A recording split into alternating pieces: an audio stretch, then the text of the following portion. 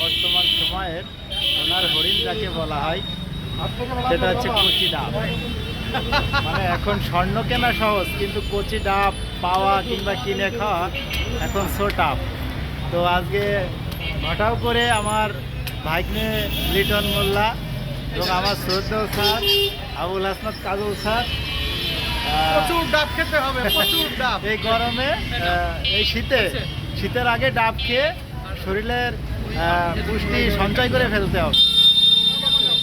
আমি ভিজে গেলাম, এই ভিজাটুকু তো খাইতে হবে, এইটুকুটা খাওয়ার মজা। কচি ডাবের সেই স্বাদ, সবাই কচি ডাব খাবেন। আচ্ছা ভাগ্নে কিছু বলো। হ্যাঁ, সেই স্বাদ।